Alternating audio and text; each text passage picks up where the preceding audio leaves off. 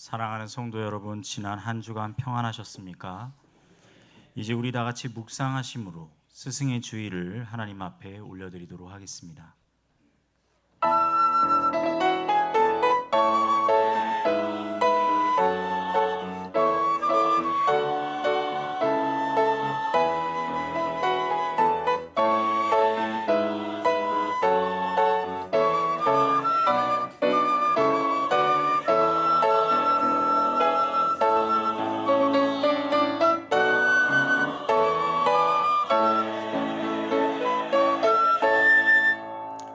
그러므로 형제들아, 내가 하나님의 모든 자비하심으로 너희를 권하노니 너희 몸을 하나님이 기뻐하시는 거룩한 산 제물로 드리라.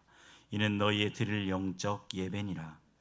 자비로우신 하나님 아버지, 오늘도 우리를 예배의 자리로 부르시고 은혜 베풀어 주심에 감사드립니다. 우리의 마음과 삶을 주님께 기쁨으로 드리는 거룩한 산 제사가 되게 하시고 형식이 아닌 중심으로 드리는 참된 예배가 되게 하옵소서. 이 시간 주님 홀로 영광 받아주시고 우리 가운데 은혜로 함께하여 주옵소서. 예수 그리스도의 이름으로 기도드립니다. 아멘. 다 같이 자리에서 일어나 찬송가 43장으로 하나님께 찬송 드리겠습니다.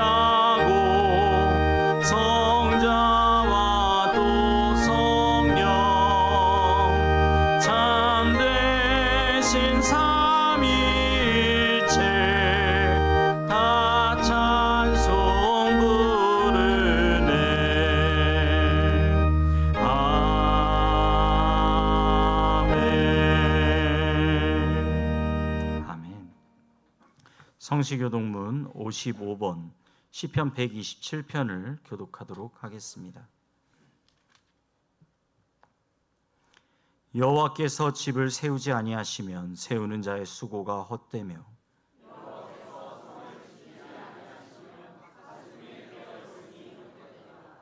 너희가 일찍이 일어나고 늦게 누우며 수고의 떡을 먹음이 헛되도다.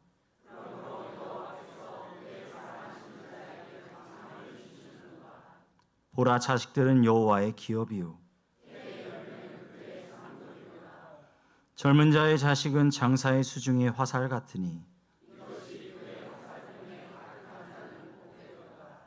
그들이 성문에서 그들의 원수와 담판할 때에 수치를 당하지 아니하리로다. 아멘. 사도신경으로 우리의 신앙을 고백합니다. 전능하사 천지를 만드신 하나님 아버지를 내가 믿사오며 그 외아들 우리 주 예수 그리스도를 믿사오니 이는 성령으로 잉태하사 동정녀 마리아에게 나시고 본디오 빌라도에게 고난을 받으사 십자가에 못 박혀 죽으시고 장사한 지 사흘 만에 죽은 자 가운데서 다시 살아나시며 하늘에 오르사 전능하신 하나님 우편에 앉아 계시다가 저희로서 산자와 죽은 자를 심판하러 오시리라. 성령을 믿사오며 거룩한 공회와 성도가 서로 교통하는 것과 죄를 사하여 주시는 것과 몸이 다시 사는 것과 영원히 사는 것을 믿사옵나이다. 아멘. 아멘. 다 자리에 앉으시고 이 시간 양승열 장로님 기도합니다.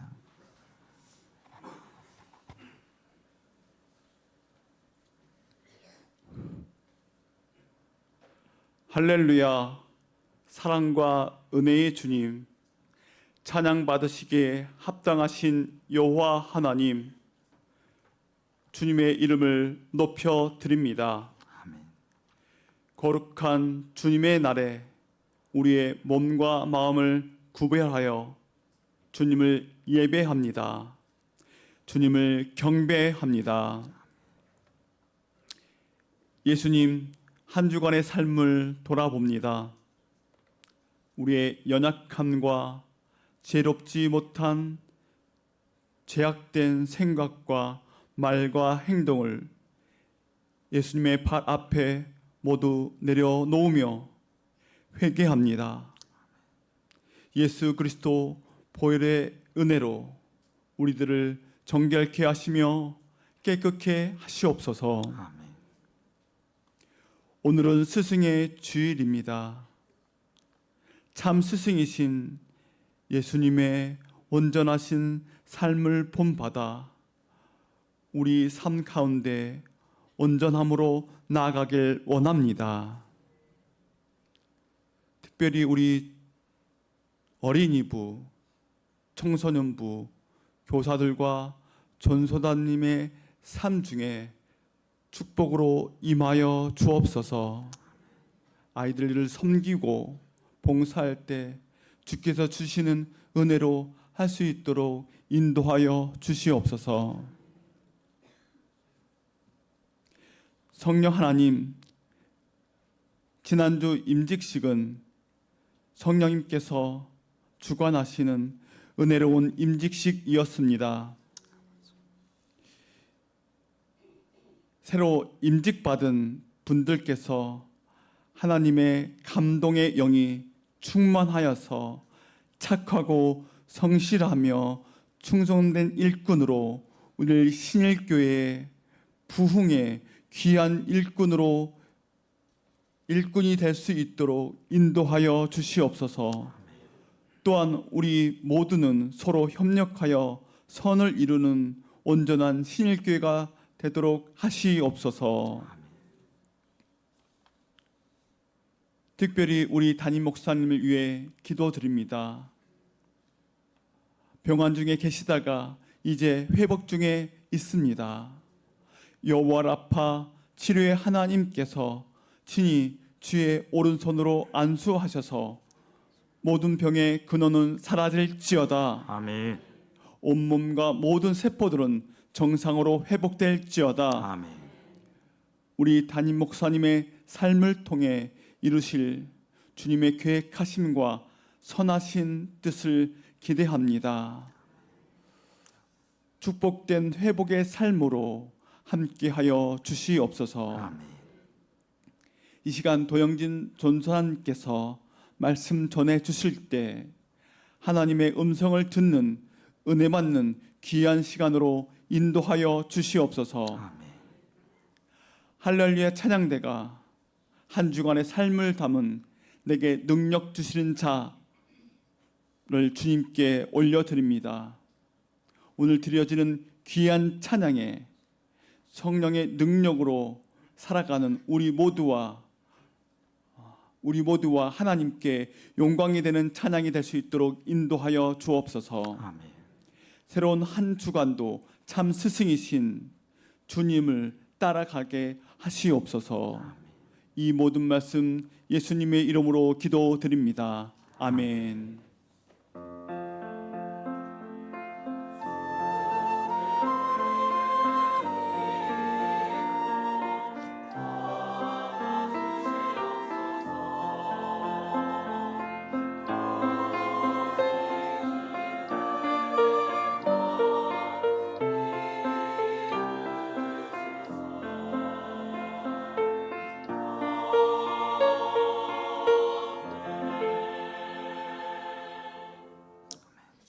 찬송가 383장으로 하나님께 찬송드리며 예물 봉헌합니다.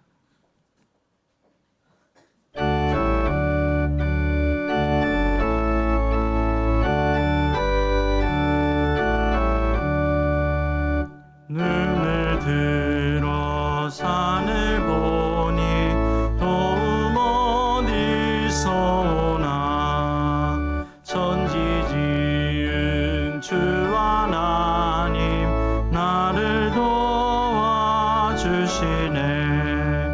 나의 말이 실족 않게 주가 깨어 지키며 택한 백성 항상 지켜 길이 보호하시네. 도우시는 하나님이 내게 그늘 되시니 낮의 해와 밤의 달이 너를 상치 않겠네. 내게 화를 주지 않고 오늘 보호하시며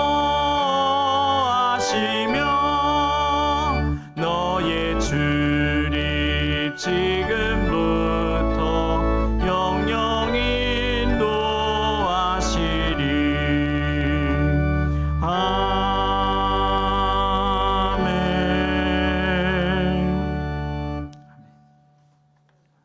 사랑과 은혜가 풍성하신 하나님 아버지, 오늘 스승의 주일을 맞아 하나님 앞에 함께 예배하게 하시니 감사드립니다.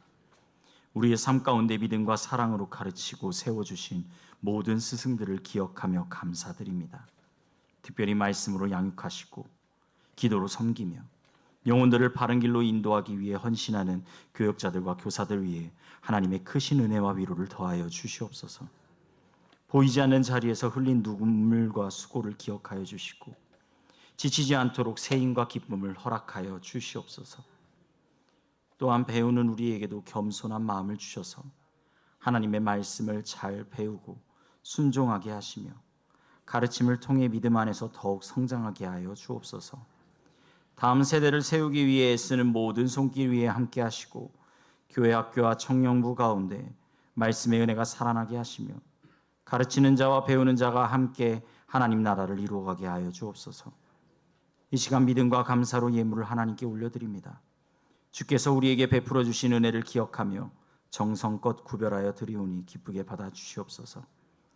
특별히 온전한 11조를 하나님께 올려드립니다. 우리 삶의 주인이 하나님이심을 고백하며 드리오니 각 가정과 삶의 자리마다 하나님의 풍성한 은혜를 더하여 주옵소서. 감사의 마음으로 드리는 헌금 위에도 함께 하셔서 범사에 감사하는 믿음이 더욱 깊어지게 하시고 은혜를 기억하며 살아가는 삶이 되게 하여 주옵소서. 또한 선교헌금을 드립니다. 복음이 필요한 곳마다 하나님의 말씀이 전해지게 하시고 세워진 선교사들과 사역자들에게 힘과 은혜를 더하여 주옵소서. 나눔 헌금을 통하여서는 어려운 이웃들에게 위로와 소망이 전해지게 하시고 우리의 작은 섬김이 사랑의 열매로 나타내게 하여 주옵소서. 주일 헌금과 구역 헌금, 생일 감사 헌금과 정성껏 드려지는 모든 예물을 기억하여 주시고 드리는 손길마다 기쁨과 감사가 넘치게 하여 주옵소서. 또한 드리고 싶으나 형편이 어려워 드리지 못하는 성도들을 기억하여 주시고 그들의 삶 가운데 하늘의 위로와 공급하심을 더하여 주시옵소서. 모든 것을 감사드리며 우리의 참된 스승 되신 예수 그리스도의 이름으로 기도드립니다. 아멘.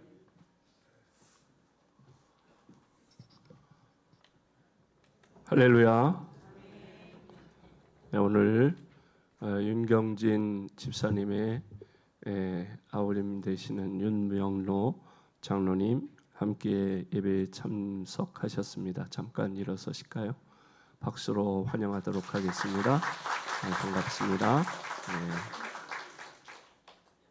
그냥 우리 교회 나오시죠. 네, 감사합니다. 오늘은 스승의 주일로 드리게 되는데 교회학교 교사들 위해서 기도해 주십시오. 교회학교 어린이들이나 청소년들이 많을 때 교회학교 교사를 하는 것은 쉽습니다. 어린이들이 학생들이 많을 때 교사를 하는 것은 신명나고 즐겁고 그렇습니다. 그런데 어린이들이나 학생들 숫자가 작을 때는 더 어렵습니다.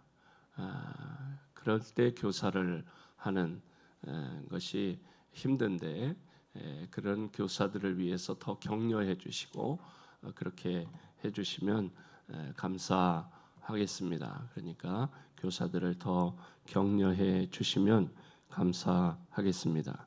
지난 주일에 우리 50교회 창립 56주년 기념 임직식이 은혜롭게 잘 마치게 하신 하나님께 영광을 올려드립니다.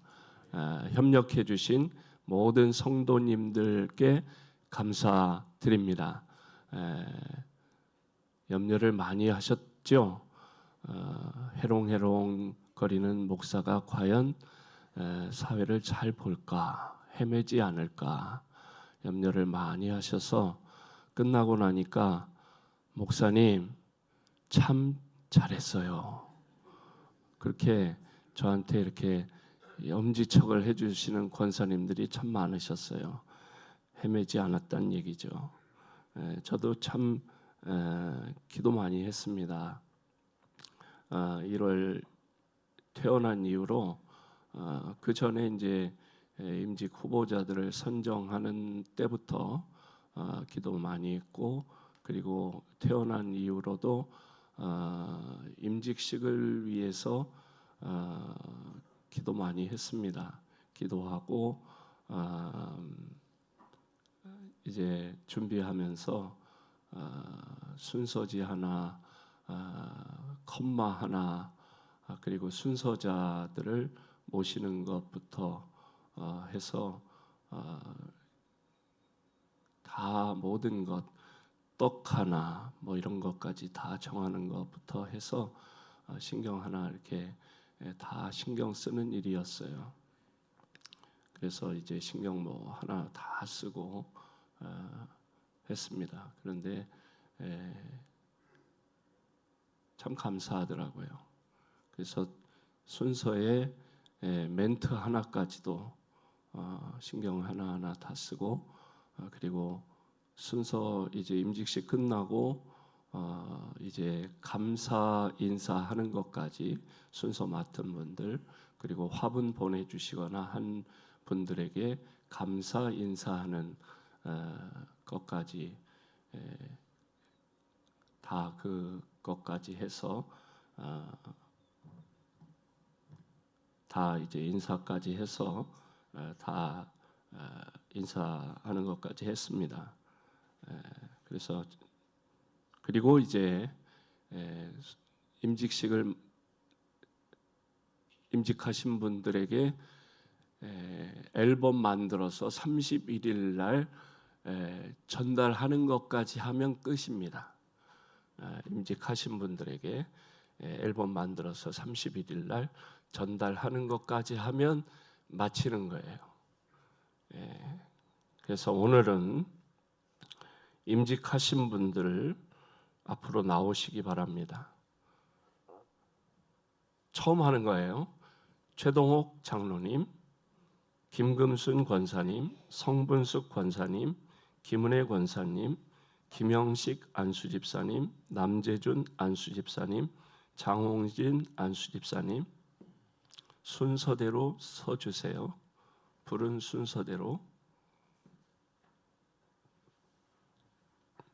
제가 부른 순서를 다 까먹었죠. 최동옥 장로님, 김금순 권사님, 성분숙 권사님, 김은혜 권사님, 김형식 안수집사님, 남재준 안수집사님, 장홍진 안수집사님. 제가 임직식하고 이렇게 하는 건 처음이에요. 이제 감동을 성령님께서 감동을 주셔서 해보는 거예요. 그동안 여러분은 우리 성도님들은 대부분 동호가 이렇게 부르셨어요. 왜? 아들뻘이고 그렇기 때문에. 그러니까 다 그렇게 부르실 거예요. 연습을 한번 해봐라, 그런 감동을 주셨어요. 앞으로도 그렇게 부르실 거잖아요. 예. 그래서 연습을 한번 해보려고 그래요. 제가 이름을 부르면 장로님 이렇게 해보는 거예요. 최동옥. 예. 사석에서는 동호가 그럴지라도 공적인 자리에서는 그렇게 불러주세요. 그 다음에 김금순, 성분숙, 김은혜, 김형식. 입 다물고 계시지 말고요. 남재준. 지금 빼먹었나요? 김형식 했나요? 제가 왔다 갔다 해가지고 한 사람 남았나요? 네. 장홍진. 예, 그렇게 좀 불러주세요. 왜냐하면 우리가 너무 잘 어렸을 때부터 봐왔기 때문에 그냥 나오거든요. 그래서 그렇게 좀 불러주시고, 왜냐하면 너무 어렸을 때부터 깨벗고 있을 때부터 봐가지고 그렇게 하는데, 그렇게 좀 자동으로 불러지지만 그렇게 좀 앞으로 사석에서는 그냥 부를 수 있지만 공적인 자리에서는 그렇게 좀 불러주셔서, 자기들도 자기가 안수집사인지 권사인지 몰라요. 장로인지 몰라요. 그렇게 좀 불러주셔서 자기들도 의식이 될 수 있도록 그렇게 좀 앞으로 좀 불러주셨으면 하고 큰 박수로 축하해 주시기 바랍니다. 감사합니다. 들어가 주시고요. 그리고 이제 임직 기념으로 수건을 이제 임직자들이 드리는 거예요. 수건을 임직식에 참석한 분들은 다 받으셨는데, 구역에 안 받으신 분들 제가 일일이 구역장님들한테 확인 전화를 드렸는데, 안 받으신 분들 거는 확인을 다 했는데요. 사무실에 준비되어 있거든요. 구역장님들께서 사무실에서 수령하셔서 안 받으신 분들 전해 주시기 바라고요. 새봄 행복전도 제8주차입니다. VIP에게 감동적인 선물하셔서 6월 둘째 주에 초청하실 수 있도록 그렇게 하시기 바라고요. 금주 수요 기도회는 이 권사회 주간 예배로 드립니다. 이 남전도의 헌신 예배가 다음 주일 오후 예배입니다. 남전도의 월 예배 오늘 2부 예배 후에 있습니다. 다음 주일에는 여전도의 월 예배로 모입니다. 153 기도운동을 실천하시기 바랍니다. 서울 남지방 남전도의 연합회 명랑운동회가 5월 25일 월요일 오전 9시 30분에 서울 소희 초등학교에서 있습니다. 오늘 식당 봉사는 8구역, 다음 주는 9구역에서 봉사하시겠고, 중식 서빙은 5월은 3남전도에서 6월은 4남전도에서 봉사하시겠습니다. 주보에 나와 있지 않은 광고인데요. 특별히 기도해 주셨으면 하는 광고입니다. 이경순 권사님, 한정혜 권사님, 그리고 문지연 집사님이 오랫동안 지금 몸이 불편해서 병원에 입원 중이시거나 지금 그렇게 치료 중에 있습니다. 특별히 기도해 주셨으면 좋겠고 또 우리 현장로님도 그렇게 지금 여러 주 교회에 출석하지 못하고 계신데 그리고 지금 제가 말씀하지 못한 성도님들 중에서도 계속해서 지금 투석 중이시거나 그런 문기련 집사님이라든지 그런 분들이 계세요. 그런 구역 식구들, 남전도회, 여전도회 식구들이 계신데 그런 분들을 위해서 여러분 특별히 관심 가지고 기도해 주셨으면 감사하겠습니다. 그래서 저만 위해서 기도해 주시지 말고 그런 성도들을 위해서 특별히 관심 가지고 기도해 주셔서 속히 회복할 수 있도록 관심 가지고 기도에 힘써 주시면 감사하겠습니다. 감사합니다.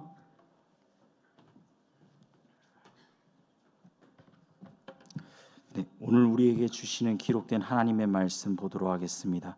창세기 32장 26절부터 28절 말씀입니다. 황옥근 권사님 봉독하고 할렐루야 찬양대의 찬양으로 주님께 영광 올리겠습니다. 그가 이르되 날이 세려하니 나로 가게 하라. 야곱이 이르되 당신이 내게 축복하지 아니하면 가게 하지 아니하겠나이다. 그 사람이 그에게 이르되 네 이름이 무엇이냐? 그가 이르되 야곱이니이다. 그가 이르되 네 이름을 다시는 야곱이라 부를 것이 아니요 이스라엘이라 부를 것이니 이는 내가 하나님과 및 사람들과 겨루어서 이겼음이니라. 아멘.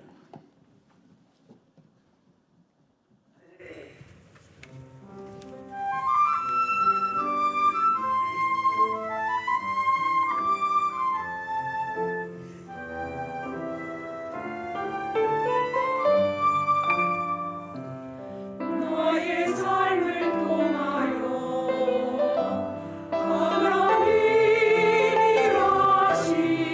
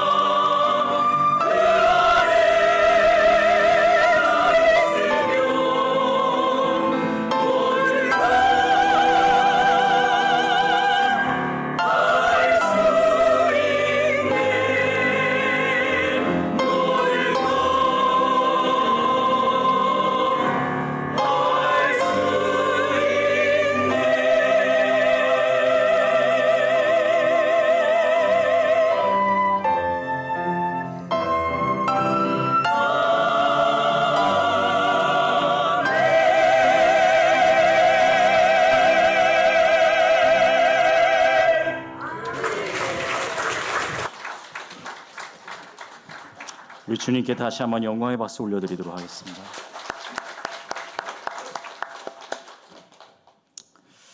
사람들은 모두 무언가를 붙들고 살아갑니다. 어떤 사람들은 돈을 붙들고 살아가고요. 어떤 사람들은 성공을 붙들고 살아갑니다. 어떤 사람들은 사람의 인정과 자존심, 자존감을 어떻게든 붙잡기 위해서 애를 씁니다. 오늘 말씀 속 야곱 어떻습니까? 평생 발 뒤꿈치를 붙잡고 살아갔던 인물이었습니다. 창세기 25장 26절을 보면은 야곱이 태어날 때 발 뒤꿈치를 잡고 태어났다라고 기록합니다. 그 장면 때문에 야곱은 야곱이라고 이름을 짓게 됩니다. 야곱이라는 이름에는 발꿈치를 잡는 자, 속이는 자, 빼앗는 자라는 뜻이 담겨 있습니다. 성경은 그 이후로 어떤 걸 보여줍니까? 야곱의 인생 가운데 그 이름대로 살아가는 모습을 보여주고 있습니다. 그는 평생 무언가를 붙잡으려고 노력했지요. 형의 장자권을 붙잡았습니다. 아버지의 축복을 붙잡았습니다. 재산을 붙잡았습니다. 성공을 붙잡았습니다. 그런데 오늘 본문에서 야곱이 일생 동안 한 번도 붙잡지 못했던 것을 드디어 처음으로 붙잡으려고 합니다. 그게 무엇입니까? 바로 하나님입니다. 하나님을 난생 처음 이제 붙잡으려고 하고 있습니다. 그런데요, 그 이전에는 그 어떠한 것을 붙잡는 그러한 과정 가운데 있었다 할지라도 전혀 바뀌지 않았는데, 그런데 하나님을 붙잡기 시작하자 그의 인생이 바뀌기 시작합니다. 그의 인생이 변화되기 시작합니다.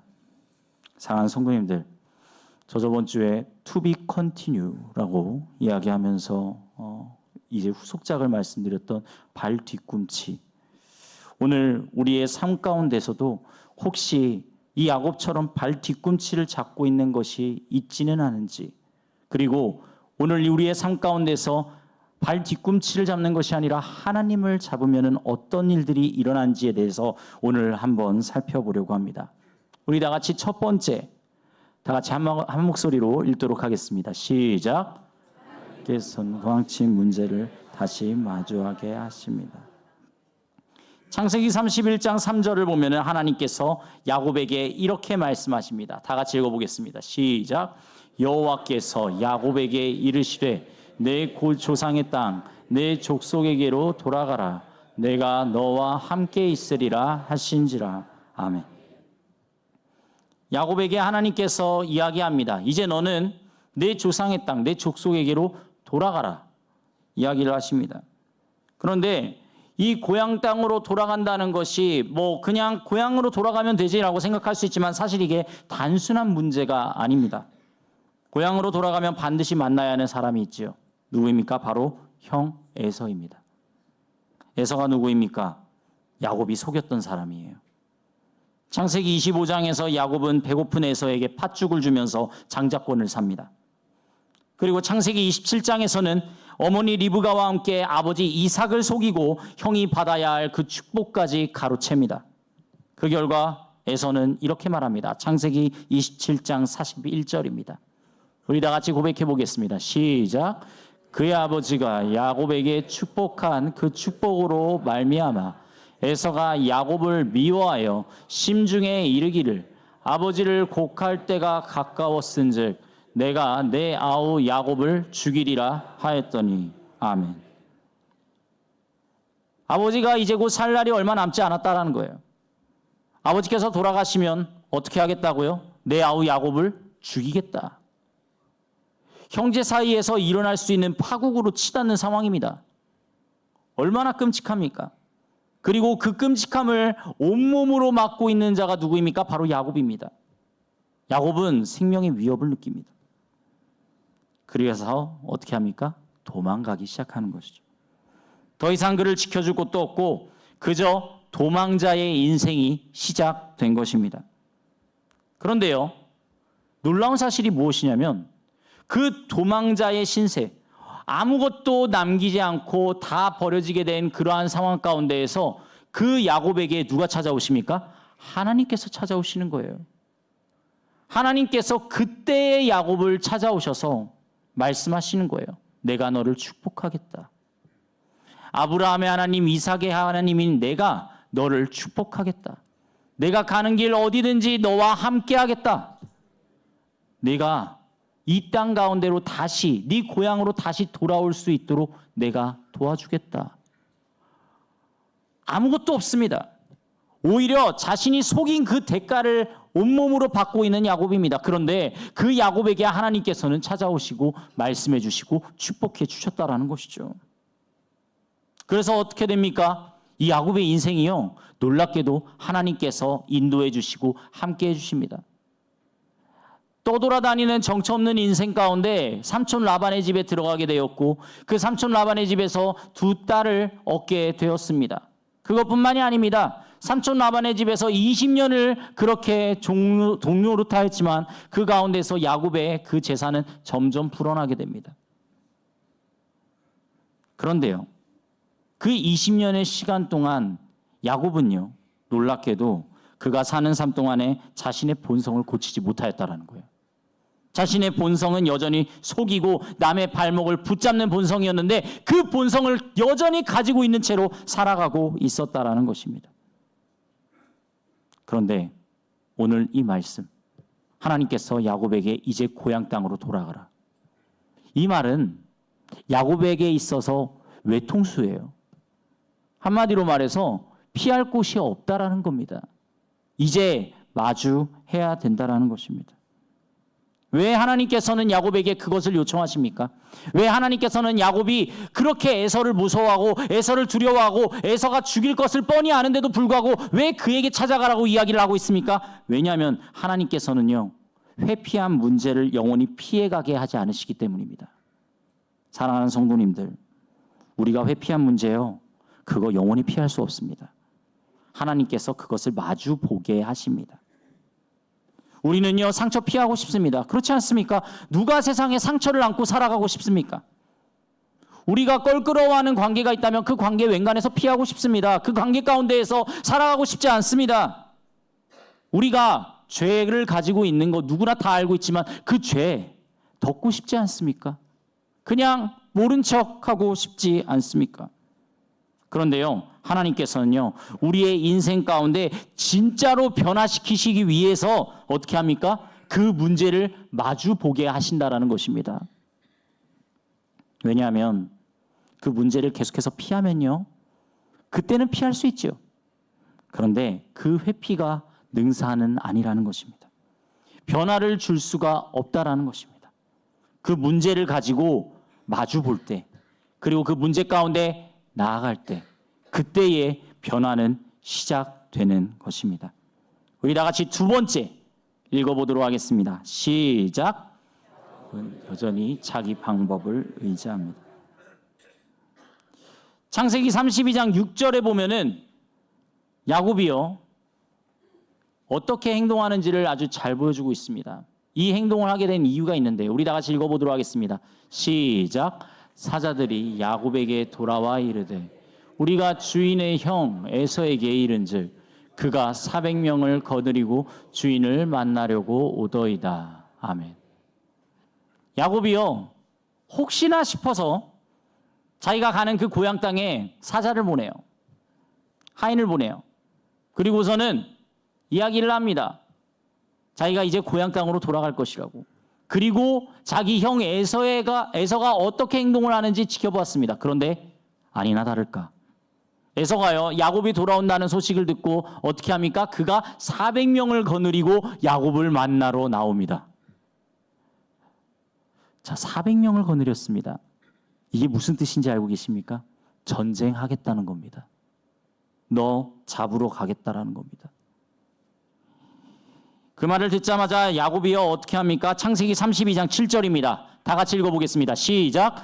야곱이 심히 두렵고 답답하여 자기와 함께한 동행자와 양과 소와 낙타를 두 떼로 나누고. 아멘. 야곱이요, 심히 두렵고 답답하다고 이야기하고 있습니다. 공포에 빠진 거예요. 자기가 뿌린 죄를 기억하기 시작합니다. 그리고 그 죄를 이제 마주해야 되는 시간이 다가오고 있어요. 죄는요, 사람들이 생각하기로 죄는 그냥 덮어놓으면 되겠지, 그냥 내가 모른 척하면 되겠지라고 생각할 수 있습니다. 그런데요, 그 죄는요, 놀랍게도 사람 안에서 계속해서 끊임없이 두려움을 줍니다. 끊임없이 그 죄가 언제 튀어나올지 모르는 상태가 되기 때문에 계속해서 두려움을 주고 있는 거예요. 그런데요, 우리는 그 두려움을 어떻게 극복해야 될지를 분명히 알아야 될 필요가 있습니다. 우리가 어떻게 그 죄를 극복하시겠습니까? 우리가 어떻게 그 죄를 마주 보시겠습니까? 그 죄 가운데 어떻게 나아가시겠습니까? 우리는 그 죄를 하나님께 그리고 예수님께 가지고 나아가야 될 줄로 믿습니다. 예수님께서만이 유일하게 그 죄를 해결하실 수 있으신 분이십니다. 그런데 이 야곱, 우리 야곱은요, 극복 방법이 잘못되었어요. 또 계산하기 시작합니다. 창세기 32장 7절에서 8절을 보면은 야곱은요, 사람들을 두 때로 나눠요. 왜 그렇습니까? 8절입니다. 다 같이 읽어보도록 하겠습니다. 시작. 이르되 에서가 와서 한 때를 치면 남은 한 때는 피하리라 하고. 아멘. 야곱이요, 에서가 만약에 한 때를 치면요, 그럼 남은 한 때라도 내가 살려가지고 데리고 가야겠다, 이 생각하고 있는 거예요. 어떻게든 피해보겠다고 그렇게 두 때로 나눈 거예요. 그뿐만이 아니에요. 13절입니다. 우리 다 같이 읽어보겠습니다. 시작. 야곱이 거기서 밤을 지내고 그 소유 중에서 형 에서를 위하여. 아멘. 선물도 준비해요. 왜 그렇습니까? 20절에 나와 있거든요. 왜 선물을 준비하였는지, 야곱이 어떤 생각을 가지고 있는지 우리 다 같이 살펴보도록 하겠습니다. 시작. 또 너희는 말하기를 주의 종 야곱이 우리 뒤에 있다 하라 하니, 이는 야곱이 말하기를 내가 내 앞에 보내는 예물로 형의 감정을 푼 후에 대면하면 형이 혹시 나를 받아주리라 함이었더라. 아멘. 무슨 말이에요? 네, 그 예물을 하나하나 그렇게 나눠가지고 순차적으로 그렇게 보내면은 이 형의 마음이, 이 형의 불같이 그렇게 타오르는 그 분노가 그래도 조금이라도 내려들지 않을까, 수그러들지 않을까, 그 생각 가지고 있는 겁니다. 우리도 그렇잖아요. 선물 하나 주는 것보다 선물이 연속해서 계속 탕 오면은 어때요? 기분이 좋아지잖아요. 야곱이요, 이미 그걸 다 알고 있었어요. 머리가 보통 좋은 게 아닙니다. 그러니까 어떻게든 그 에서의 마음을 누그러뜨리려고 갖은 애를 쓰는 겁니다. 이게 바로 야곱의 모습이에요. 문제가 생기면 하나님보다 먼저 계산하는 거예요. 방법 찾는 거예요. 머리 굴리기 시작하는 거예요. 그런데 이러한 야곱의 모습, 너무 비슷한 모습 있지 않습니까? 내가 어려운 일 닥쳤을 때 하나님께 그 일을 먼저 하려나요? 아니면 내가 스스로 그 일을 해결하려고 할 때가 많은가요? 이 앞에 있는 전도사의 경험을 비추어 보면 너무 부끄럽지만 하나님보다 제 생각이 먼저 보이더라고요. 제 생각 먼저 실행하고요. 그리고 기도하더라고요. 어떻게 기도합니까? 하나님, 제가 이렇게 했습니다. 주님, 이렇게 되게 해주세요. 이게 무슨 하나님께 기도드리는 것입니까? 이거는 그냥 제가 하고 싶은 방법대로 다 해놓고서는 그 다음에 하나님 이거 책임져 주세요, 그렇게 책임져 가는 것밖에 안 되죠. 이거는 하나님의 방법을 한 것이 아닙니다. 그런데 제가 제 모습을 보니까 그러고 있더라고요. 우리는요, 위기가 오면요, 먼저 하나님보다 세상적인 방법 붙들 수밖에 없다라는 거예요. 그런데요, 그러한 하나님께서 어떻게 합니까? 야곱을 계산으로 도저히 해결되지 않는 그러한 자리까지 몰고 가기 시작하는 거예요. 자, 보냈어요. 그 재산도 보냈어요. 그리고 심지어 선물도 보냈어요. 그런데 에서가 멈추지를 않아요. 에서가 멈추지 않은 채로 계속해서 오고 있는 거예요. 어떻게 합니까? 야곱이요, 결국 이 마음까지 이르게 됩니다. 창세기 32장 24절. 아주 중요한 말씀입니다. 우리 다 같이 읽어보겠습니다. 시작. 야곱은 홀로 남았더니 어떤 사람이 날이 새도록 야곱과 씨름하다가. 야곱이요, 홀로 남게 되었다라는 거예요. 홀로 남게 되었다. 우리 다 같이 세 번째 한번 읽어보도록 할까요? 세 번째, 시작. 하나님은 야곱을 홀로 남게 하십니다. 야곱이요, 지금까지 사람들 속에서 살았어요. 아버지를 이용했고요, 형을 이용했고요, 삼촌과 거래하며 살았어요. 그리고 하나님께서는 그러한 야곱을 묵묵히 보고 계셨어요. 이 삼촌한테 그렇게 서로 정말로 누가 더 사기를 잘 치는지 그러고 있는 와중에도 그렇게 하나님께서는 묵묵히 보고 계셨어요. 그런데요, 오늘 처음으로 하나님께서 이 야곱의 인생 가운데 그때 하나님께서 야곱을 처음 만났던 그때처럼 그렇게 처음 혼자 남겨두게 하는 거예요. 왜냐하면 사람은요, 홀로 하나님 앞에 설 때 그제서야 하나님을 바라볼 수 있기 때문입니다. 사랑하는 성도님도 혹시 광야의 원리라는 것을 알고 계십니까? 광야의 원리. 성경에 보면은요, 성경 말씀을 보면 하나님은 중요한 순간마다 사람들을 홀로 두셨어요. 모세, 광야에서 하나님을 만나죠. 하나님을 따로 만나는 그 독대하는 장면을 보면은 모세 혼자서 그곳 가운데 있습니다. 불타는 떨기나무 가래에서 하나님을 만나게 되죠. 엘리야 어떻습니까? 갈멜산에서 그렇게 850명의 그 바알과 아세라 선지자들 그 사이에서 그렇게 싸웠는데, 그런데 그때 하나님께서는 함께 하셨지만 그 하나님과 독대하는 그때는 언제입니까? 모든 것이 다 떠나고 자기 혼자 남은 것 같다라고 로뎀나무 아래에서 그렇게 한탄하고 있을 때 그때야 하나님의 음성이 들리기 시작합니다. 다윗 어떠하였나요? 다윗이 잘 나가고 다윗이 사울이 죽인 자는 천천히요 다윗이 죽인 자는 만만히로다 그렇게 환호성을 받을 때 그때에 하나님께서 계셨습니까? 아니요. 다윗은요 하나님을 직접 만나는 데가 언제였냐면 그렇게 쫓기던 시대, 바로 광야에서 하나님을 만났다라는 것입니다. 하나님을 의지하는 법을 배웠다라는 것입니다. 예수님도 마찬가지입니다. 공생의 사역 전에 광야에서 시험을 받으시죠. 하나님께서는요 사람을 고독 속에 두십니다. 그 고독이 나 혼자 살아가는 그러한 고독을 말하는 것이 아니라 혼자 남아야 되는 그때에 하나님께서 오직 하나님만을, 자신만을 붙들기를 원하신다는 것이죠. 야곱은 지금까지 많은 것을 붙들고 살았어요. 처음에는 자기 능력을 붙들었지요. 근데 그 자기 능력이 통하기 시작합니다. 그럼 어떻게 합니까? 그 다음에 방법을 붙들었습니다. 그 방법이 통하기 시작하니까 이제 그 방법이 어떻게 됩니까? 경험이 됩니다. 그 경험을 계속해서 쌓아가니까 하나둘씩 자기한테 생기는 것들이 있어요. 가족들이 생기기 시작하고요. 재산이 생기기 시작하고요. 그것을 어떻게 써야 할지 그러한 방법들이 생기기 시작했다라는 거예요. 그런데 지금 보십시오. 하나님께서 이 야곱의 꾀를 그대로 긁고 가게 하십니까? 아니요. 전혀 그렇지 않아요. 하나님께서 야곱이 그렇게 말해놓은, 그렇게 분리해놓은 그 재산들이 활용되게 하십니까? 아니요. 전혀 활용되지 못하게 하십니다. 하나님께서 그 가족들을 활용하게 하십니까? 아니요. 하나님께서는 오직 야곱 혼자만 이 자리에 남게 하시는 거예요. 그리고 마침내 이 야곱은요 하나님과 마주하게 되는 것입니다. 야곱이 하나님과 씨름하기 시작합니다. 이 야복강의 씨름, 우리가 너무나 잘 알고 있는 이 모습이죠. 모든 것을 다 보내고 야곱만 홀로 남았는데, 근데 갑자기 어떤 사람이 찾아와서 야곱에게 씨름을 붙입니다. 그리고 그때부터 야곱이 밤새도록 씨름을 하기 시작하는데, 그런데 사실 이것이 단순한 씨름이라고 생각하면 안 됩니다. 창세기 32장 24절 말씀 우리 다 같이 읽어보도록 할까요? 시작. 야곱은 홀로 남았더니 어떤 사람이 날이 새도록 야곱과 씨름하다가.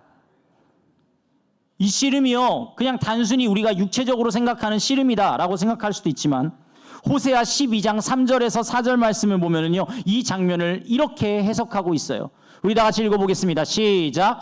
야곱은 모태에서 그의 영의 발 뒤꿈치를 잡았고 또 힘으로는 하나님과 겨루되 다며 천사와 겨루어 이기고 울며 그에게 간구하였으며 하나님은 베델에서 그를 만나셨고 거기에서 우리에게 말씀하셨나니. 아멘. 여기서 중요한 것은요, 천사와 겨루어 이겼는데 야곱이 울며 간구하였다라고 이야기하고 있습니다. 사랑하는 성도님들, 우리가 하나님 앞에 울며 간구하는 것이 무엇이 있습니까? 그 행위를 뭐라고 하죠? 바로 기도라고 합니다. 야곱은요, 기도의 씨름을 하기 시작했던 거예요. 하나님 앞에 기도하며 나아간 것입니다. 야곱이 이렇게 하나님 앞에 기도하며 나갔던 적이 있을까요? 아니요, 없어요. 뭐 베델 때 하나님께 받은 은혜요? 그거는 하나님께서 일방적으로 야곱에게 찾아오신 거고요. 성경 어디에도 야곱이 하나님 앞에 온전히 자기의 모든 것을 내어드리면서 기도를 드린 적이 없어요. 야곱이 에서가 찾아온다는 소식을 들었을 때 그렇게 두 때로 나누고서 그러고서 하나님께 기도하는 장면이 나옵니다. 그런데요, 그 기도의 내용을 살펴보면요, 어떻게 말합니까? 하나님께서 내게 이러한 축복 내려주시기로 하셨잖아요. 하나님께서 내게 주신 그 축복, 그거 이행해 주세요. 그거 실행해 주세요. 그거 맞다면 하나님께서 온전히 그것을 나타내 주세요. 그렇게 이야기하고 있습니다.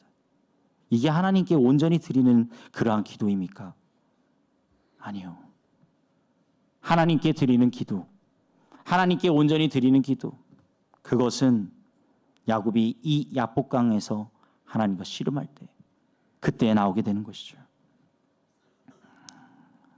울고불고 매달리는 것입니다. 야곱의 인생 전체가 걸린 영적 씨름이 시작되는 것이죠. 옛 야곱이 이제는 죽습니다. 그리고 새로운 사람으로 변화되는 이 싸움이 이제 시작되는 것입니다. 그렇다면 어떻게 야곱은 영적인 씨름을 붙잡을 수 있었는가? 우리 다 같이 네 번째 읽어보도록 하겠습니다. 시작. 내가 가지고 있는 것을 내려놓게 하십니다. 창세기 32장 25절에 보면은요, 재미있는 구절이 나와요. 우리 다 같이 읽어볼게요. 시작. 자기가 야곱을 이기지 못함을 보고 그가 야곱의 허벅지 관절을 치매 야곱의 허벅지 관절이 그 사람과 씨름할 때에 어긋났더라. 아멘. 이 앞의 말과 뒤의 말이 자세히 살펴보면 뭔가 이상합니다. 하나님의 사자가 왔어요. 그리고 씨름을 하기 시작합니다. 그런데 자기가 야곱을 이기지 못함을 보고 그가 야곱의 허벅지 관절을 칩니다. 그런데 어떻게 돼요? 그 허벅지 관절이 그 사람과 씨름할 때 어긋나 버리는 거예요. 아니, 만약에 힘으로 약한 존재라 그러면은 허벅지 관절을 쳐도 그게 아무런 상황이 일어날 수가 없죠. 그런데 이 사자가, 이 야곱과 씨름하는 자가 충분히 야곱을 힘으로도 제압할 수 있다라는 것을 보여주고 있는 것입니다. 그런데 왜 굳이 이 야곱의 허벅지 관절을 쳐가지고 그렇게 어긋나게 하는 것일까요? 왜 환도뼈를 친 것일까요? 사랑하는 성도님들, 혹시 이 허벅지 관절에 있는 이 뼈가 어디 있는지 알고 계십니까? 이 뼈가 어긋나면요, 사람이 올바로 제대로 힘을 쓸 수가 없어요. 그야말로 절뚝거리면서 그 모든 힘이 다 빠져나가는 기분을 느껴야 된다라고 합니다. 즉 무슨 말이에요? 몸의 중심이고 힘의 근원이 바로 이곳이었다라는 거예요. 그런데 거기를 치셨다. 무슨 말입니까? 하나님께서요, 야곱이 평생 의지하던 자기 힘을 완전히 깨트리신 거예요. 야곱은요, 평생 자기 머리 믿고 살았어요. 속임수 자기 힘이었고요. 계산 자기 힘이었고요. 방법 자기 힘이었어요. 그런데 하나님께서요, 그 힘을 완전히 무너뜨리신 거예요. 왜냐하면 사람이 자기 힘이 살아있는 동안 완벽하게 하나님을 의지할 수 없기 때문입니다. 그렇기 때문에 하나님을 만나기 위해서는요, 우리가 여기서 알 수 있는 사실이 있죠. 하나님을 만나기 위해서는 우리 힘을 빼야 됩니다. 우리 가지고 있는 아집, 고집, 그리고 그러한 생각들 다 빼고 하나님 앞에 나아가야 될 줄로 믿습니다. 그 힘을 완전히 잃고 나니까요, 진정으로 의지해야 될 대상이 보이기 시작하는 거예요. 우리가 잘 알고 있는 바울도요, 이 야곱과 같이 이런 고백이 일어났었습니다. 고린도후서 12장에 보면은요, 바울이 육체의 가시를 제거해 달라고 기도를 하는데, 한번 우리 12장 9절 말씀 읽어보도록 할게요. 시작. 나에게 이르시기를 내 은혜가 내게 족하도다. 이는 내 능력이 약한 데서 온전하여짐이라 하신지라. 그러므로 도리어 크게 기뻐함으로 나의 여러 약한 것들에 대하여 자랑하리니 그렇습니다. 그리스도의 능력이 내게 머물게 하려 함이라. 아멘. 육체에 가시가 있어요. 바울이 설교하는 동안 그 가시가 계속해서 쿡쿡 찔러요. 어떻게 할 수가 없으니까 하나님께 몇 번이나 간청을 하냐면 3번이나 간청을 합니다. 그런데 하나님께서요, 그것을 들으시고 내 은혜가 내게 족하도다라고 이야기를 하셔요. 내 능력이 약한 데서 온전하여짐이라. 사람의 능력으로 그렇게 행하려고 할 때는 그때는 온전하지 못하다는 거예요. 그런데 내가 정말로 어렵고 힘들고 약한 그러한 가운데 주어지게 되는 순간 무슨 일이 일어나죠? 그 약한 데서 온전하여지는 역사가 일어나게 되는 것입니다. 이 말에 바울이요 이렇게 고백하죠. 내가 약한 그때에 강함이라. 사랑하는 성도님들, 하나님은 때로는 우리를 약하게 만드셔요. 그런데요, 그 이유가 우리를 넘어뜨리기 위해서 그렇게 약하게 만드시는 게 아니에요. 하나님만 의지하게 하시기 위해서 약하게 하신다라는 사실을 믿으시기를 바랍니다. 다시 야곱으로 돌아가겠습니다. 이제 씨름을 밤새도록 하고 날이 밝아지기 시작합니다. 씨름하던 자가 이제 자기로 가게 하라고 이야기를 합니다. 그런데 야곱이 부르짖는 거예요. 울부짖는 거예요. 창세기 32장 26절 말씀입니다. 우리 다 같이 읽어보도록 하겠습니다. 시작. 그가 이르되 날이 새려하니 나로 가게 하라. 야곱이 이르되 당신이 내게 축복하지 아니하면 가게 하지 아니하겠나이다. 아멘. 이전에 야곱은요 사람을 붙들었어요. 아버지 붙들었고 형의 것 붙들었고 그리고 세상의 방법 붙들었어요. 그런데 이제 누구를 붙들기 시작합니까? 하나님을 붙들기 시작하시는 거예요. 이게 진짜 변화 아닙니까? 내가 붙드는 대상이 완전히 뒤바뀌어 버린 겁니다. 세상을 붙들던 사람이 이제 하나님을 붙드는 사람으로 변하는 거, 그것이 회개이고 변화인 줄로 믿습니다. 그리고 그때에 야곱의 인생에 무엇이 찾아옵니까? 우리 마지막으로 5번째 고백해 보도록 하겠습니다. 시작. 야곱에서 이스라엘로. 하나님께서 야곱에게 물으십니다. 내 이름이 무엇입니까? 왜 물으십니까? 하나님께서 몰라서 물어보셨나요? 아니요. 하나님은 야곱을 너무나 잘 알고 있죠. 그런데 왜 물어보셨습니까? 내 정체 인정하라는 겁니다. 너 야곱이지. 너 속이는 자지. 너 발뒤꿈치 붙드는 자지. 너 죄인이지. 그거 인정하라는 겁니다. 그리고 그 고백을 너의 입으로 하라는 말입니다. 마주하라는 겁니다. 그때에 이 야곱이 말합니다. 야곱이니이다. 그때 하나님께서 말씀하십니다. 내 이름을 다시는 야곱이라 부를 것이 아니요 이스라엘이라 부를 것이니. 이스라엘은요 하나님과 겨루어 이긴 자란 뜻입니다. 하나님은요 과거의 이름으로 그의 삶을 끝내게 하지 않으셔요. 하나님께서는 야곱의 이름으로 야곱의 인생이 그냥 그렇게 야곱처럼 살아가게 두지 않으신다라는 거예요. 하나님은 새 인생을 주셨어요. 이스라엘, 하나님과 겨루어 이긴 자, 하나님의 능력 가운데서 살아가는 자, 하나님의 말씀 가운데서 살아가는 자로 그렇게 바꿔 놓으셨다라는 것입니다. 사랑하는 성도님들, 마무리하도록 하겠습니다. 야곱은 평생 발뒤꿈치 붙들고 살았어요. 그 발뒤꿈치, 그놈의 발뒤꿈치가 뭐라고? 남보다 앞서려고 하고 빼앗으려고 하고 그렇게 계산하려고 살아가던 그 발뒤꿈치를 그렇게 잡으면서 평생을 살았던 그 야곱이 야복강 이후로 완전히 달라지게 된 거예요. 그가요 씨름을 하고 나면서 그 다음에 어떻게 걸어요? 쩔뚝쩔뚝거려요. 이렇게 쩔뚝쩔뚝거리면서 이제 살아가게 돼요. 그런데요 그제서야 비로소 자기 힘이 아니라 하나님을 의지하며 살아가기 시작한 것입니다. 야곱은 넘어졌지만, 야곱은 그 자리에서 환도뼈가 풀어졌지만 처음으로 하나님 앞에 올바로 서는 모습을 볼 수가 있습니다. 우리도 마찬가지예요. 하나님께서요 오늘도 우리에게 말씀하세요. 우리의 발뒤꿈치를 놓으라고 말이죠. 우리가 가지고 있는 발뒤꿈치가 무엇입니까? 우리가 잡고 있는 발뒤꿈치가 대체 무엇입니까?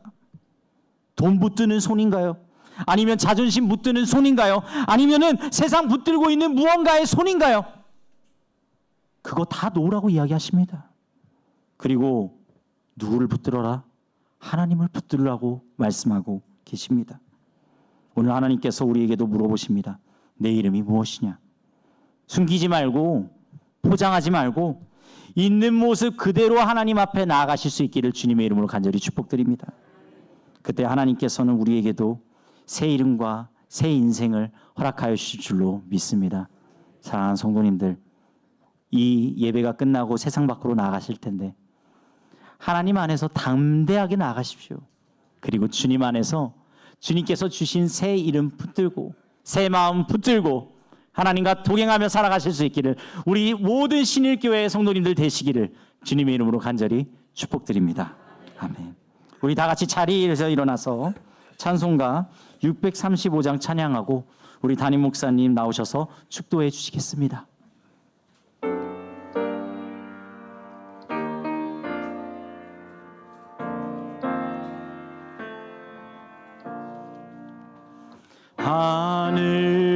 하늘에 계신 아버지 이름 거룩하사 주님 나라 임하시고 뜻이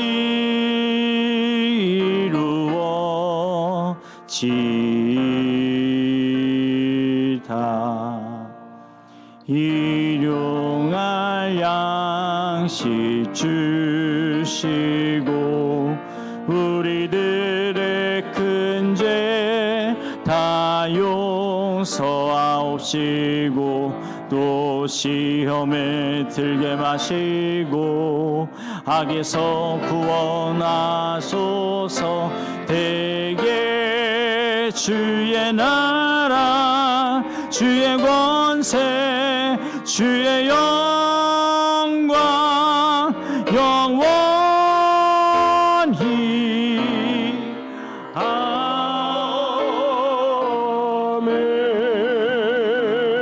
아멘. 주 예수 그리스도의 은혜와 하나님 아버지의 사랑과 성령님의 치유, 회복, 교통하심이 사랑하는 신일의 모든 성도들 위해 지금부터 영원토록 함께 하시기를 간절히 축원하옵나이다. 아멘.